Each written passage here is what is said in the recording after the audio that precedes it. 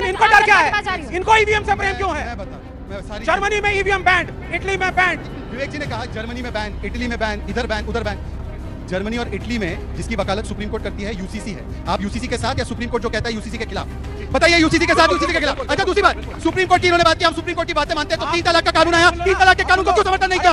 महिलाओं का अधिकार है, क्यों लूट करके बोलो? यूसीसी में महिलाएं और बच्चियां बैठी है, यूसीसी का विरोध करते हैं, संदेश खाली जो वो सब नहीं करते। बताइए, एंटी माइनॉरिटी, मैं यूसीसी पे बोलूंगा, अगर आप एंटी मुस्लिम, देखिए UCC anti Muslim, UCC anti Muslim अभी ड्राफ्ट आया नहीं है सर। देखिए, स्वरा भास्कर को भी प्रॉब्लम होगी थी, अभी बच्चा हुआ नहीं, उससे पहले आपने मुंडन करवा दिया। डिस्कशन करते हैं, ये भगवान राम पे पता नहीं क्यों आ जाते हैं। अब भाई ईवीएम पे डिस्कशन, ईवीएम पे बात करेंगे ना, भगवान नाम से क्या एलर्जी है? भगवान नाम से क्या भाजपा डरती है, हिंदू मुसलमान करती है।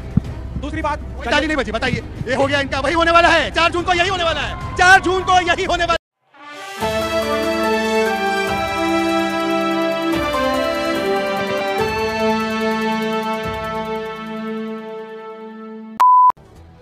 सुप्रीम कोर्ट आया, सुप्रीम फैसला लाया, आपकी बल्ले बल्ले है, लेकिन सामने वाला कहेगा ये भी आप सेट कर गए। आज तो बल्ले लोकतंत्र की हुई है, क्योंकि देखिए दूसरा चुनाव का पड़ाव भी था और उसके साथ साथ आज लोकतंत्र बहाल भी हुआ है, क्योंकि जिस ईवीएम को ये बार बार अपना ढाल बनाते थे, ईवीएम दरअसल बहाना है, परिवार को हार से बचाना है, इसलिए संवैधानिक संस्थाओं पर निशाना है। और आज कम से कम जो अंबेडकर जी का संविधान का, संवैधानिक संस्थाओं का अपमान करते हैं, उनको नाक रगड़ कर माफी मांगनी चाहिए कि उन्होंने लगातार ईवीएम पर जो सवाल खड़े किए। सुप्रीम कोर्ट के फैसले को मानना होगा, नो इफ नो बट, लेकिन जरा पूछिए इनको, पहले क्यों गए थे ईवीएम के खिलाफ सुप्रीम कोर्ट? तब इनको विश्वास नहीं था संस्थाओं पर। झूठ बोलने की कोई सीमा नहीं है इनकी। हम लोग जरूर ईवीएम के ऊपर जब प्राथमिक सवाल उठे थे, तब सुप्रीम कोर्ट कुछ लोग गए थे। जब पहला सुप्रीम कोर्ट का फैसला है, ये पहला नहीं, ये 40वां फैसला है, ये 40 फैसले के बाद भी अलीबाबा 40 चोर मानने को तैयार नहीं है। हम पहले फैसले के बाद स्वीकार करते थे, और ये वो लोग हैं, जब तेलंगाना में ईवीएम इनको नतीजे देता है तो तेलंगाना में मान लेना है, पंजाब में मान लेना है, दिल्ली में मान लेना है, पर क्योंकि केंद्र के चुनाव हारने वाले हैं, इसलिए पहले से मेरा ये कहना है, और तहसीन भाई भी यही कह रहे हैं कि जो कोर्ट कहता है वो फाइनल है, हमें मानना चाहिए। अगर हम अपनी संस्थाओं का, अपने कोर्ट्स की नहीं सुनेंगे तो अराजकता फैलेगी, पहली बात। लेकिन कोर्ट ने कहा क्या है? कोर्ट ने कोई क्लीन चिट नहीं दी है। कोर्ट ने कहा है it is statistically at this moment impossible कि आप वीवीपैट की सारी पर्चियों को निकाल करके उसका ऑडिट शुरू करें और मैचिंग कराएं उसकी ईवीएम के साथ। ये क्यों नहीं बता रहे हैं कि कोर्ट ने कहा है कि हर चीज पर अविश्वास नहीं, कब तक चलाएंगे? वो एक स्टेटमेंट है, उसको हम सेलेक्टिवली देख सकते हैं, लेकिन कोर्ट ने ऑथेंटिकेशन कोर्ट ने ये भी कहा है, नहीं, कोर्ट ने ये भी कहा है कि जल्द से जल्द ऐसी टेक्नोलॉजी लाई जाए कि वीवीपैट की पर्चियों की काउंटिंग और ऑडिटिंग शुरू हो। ये तो होना ही चाहिए। अच्छा, लेकिन मेरा सवाल, हम ईवीएम पे डिस्कशन करते हैं, ये भगवान राम पे पता नहीं क्यों आ जाते हैं।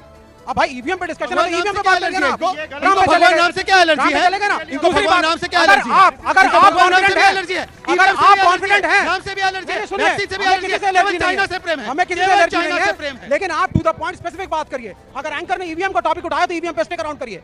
दूसरी बात सुन लीजिए पहले सर, दूसरी बात, भाजपा डरती है, हिंदू मुसलमान करती है।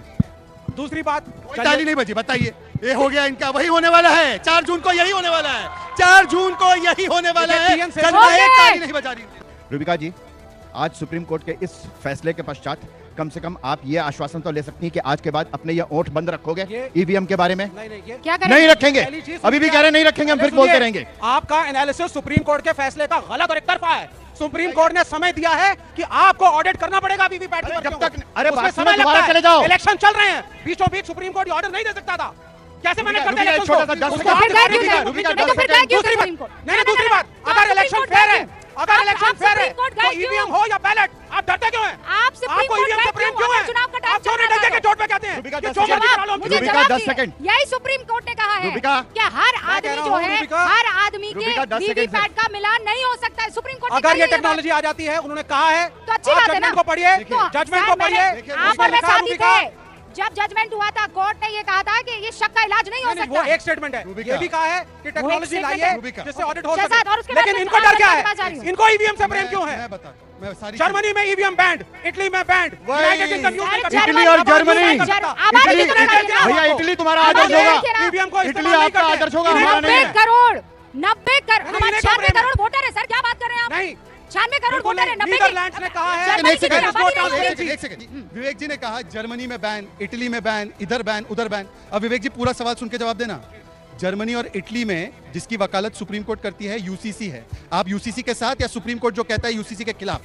बताइए यूसीसी के साथ यूसीसी के खिलाफ। अच्छा दूसरी बात, सुप्रीम कोर्ट की इन्होंने बात की, हम सुप्रीम कोर्ट की बातें मानते हैं, तो 3 तलाक का कानून आया, 3 तलाक के कानून को क्यों समर्थन नहीं किया? बताइए महिलाओं के अधिकारों में क्यों यूटर्न करके बोलो? बोलो यहाँ पे महिलाएं और बच्चियां बैठी है, यूसीसी का विरोध करते हैं, संदेश खाली में जो उसका विरोध नहीं करते। बताइए, सुन लीजिए, एंटी माइनॉरिटी, मैं यूसीसी पे बोलूंगा, अगर आप एंटी मुस्लिम, देखिए यूसीसी एंटी मुस्लिम, सुन लीजिए, एंटी मुस्लिम के खिलाफ यूसीसी जैसे यूसीसी एंटी सबको मुस्लिम माने हैं, सबको यूसीसी माने हैं, एंटी मुस्लिम। लेकिन आप सुनिए, आप जानबूझ करके तहसीन पुनावाला यूसीसी एंटी मुस्लिम है। हिंदू मुस्लिम सुनिए सुनिए, यूसीसी एंटी उसका मुस्लिम जवाब दे रहा हूं। अभी ड्राफ्ट नहीं आया ना, एक ड्राफ्ट को आने मिनट, दीजिए। एक मिनट, मैं जवाब देता हूं। बिना ड्राफ्ट आए हम क्यों एग्रीगेट तो आप इस कैसे देश कह सकते हैं में- एंटी मुस्लिम है? बिना ड्राफ्ट आए आप कैसे कह सकते हैं एंटी मुस्लिम है? आप भी स्वरा भास्कर वाली बात कर रहे हैं। इनकी मंशा पे हमें शक है, इनकी मंशा एंटी माइनॉरिटी है, इनकी फिर मंशा अभी ड्राफ्ट आया नहीं है। माइनॉरिटी है।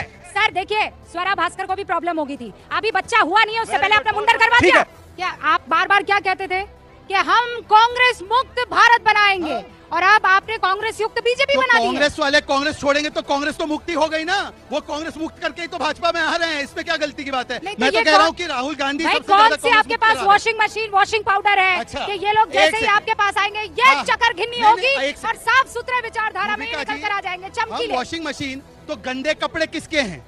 मतलब गंदे कपड़े ये लेके बैठे, इनको सुन गंदे लीजिए कपड़े पहनने भाई, का सुन लीजिए शौक भाई। है। इनको अच्छा गंदे भाई कपड़े विवेक पहनने जी, का शौक मेरे है। में ये ताकत अजीत नहीं है, पवार आपको को ये ऐसे भी पहनते हैं। अच्छा सुनिए, अशोक चौहान को ये आखिरी पहनते कुछ हैं। मिनट, भाई, इतना आखिरी नाम कुछ ले लो मिनट, भाई। आखिरी कुछ मिनट, आखिरी कुछ मैं मिनट। केवल इतना पूछना चाह रहा हूँ, हमारी तो वॉशिंग मशीन है ना, इनकी ये दोनों की बंगाल में मोहब्बत और दोस्ती और केरल और वायनाड में कुश्ती चल रही है। केरल में बोल रहे हैं यहाँ से भागो, कांग्रेस पार्टी को डाइवर्ट किया गया और वहाँ पे बात करप्शन पे थी, बात करप्शन पे थी। एक सेकंड, चले गए इंडिया गठबंधन के कॉन्स्टिट्यूएंट मुद्दा जो अभी तक नहीं आया। आप बताइए, भाई, करप्ट सुन लोगों लीजिए को ना। लेकर अरे के भाई, चीखना उनके बंद खिलाफ कीजिए। जो केसेस हैं क्यों ड्रॉप करती है? एक तो ऐसा है, आप क्यों ड्रॉप करते एक हैं तो केसेस ऐसा को? है, ये- कोई भी ये पॉलिटिशियन वामपंथी फाइनेंशियल और क्राइम कम्युनिस्ट- करके बीजेपी ज्वाइन करता है, केसेस ड्रॉप चलिए। होते हैं। क्यों ड्रॉप होते आप हैं? ऐसा है, जाकर सुप्रीम कोर्ट में और भरोसा है कि सुनिए, नहीं है? 2G supreme scam. कोर्ट में भरोसा है कि नहीं, नहीं? नहीं, इस पर जवाब लेने दीजिए। राहुल गांधी ने की है, आपके साथ आपके मुझे पास लग जो गया भी है। आता है आप FIR उनके क्यों नहीं हुई? केसेस ड्रॉप देखिए, कर देते हैं। जवाब मैं दीजिए। अपनी बात पूरी कर दूं। मैं कह रहा हूं कि इसी प्रकार की कुतर्कता और नकारात्मकता दिखाते दिखाते बंगाल से साफ हो गए, अब केरल से साफ होने वाले, जेएनयू के कैंटीन तक सीमित रहेंगे ये लोग।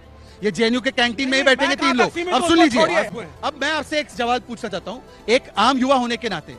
देश प्रधानमंत्री का चुनाव लड़ रहा है, देश में प्रधानमंत्री का चुनाव हो रहा है, 5 वर्षों तक हमारा प्रधानमंत्री नरेंद्र मोदी होगा। इनसे पूछिए, इनका क्या एक साल में एक प्रधानमंत्री होगा? एक साल लालू हमारे प्रसाद यहाँ- यादव, एक साल सुन ममता लीजिए, बनर्जी, एक साल जेएमएम के, एक साल आम आदमी पार्टी के और एक साल राहुल गांधी, जो 55% आपका ले लेंगे।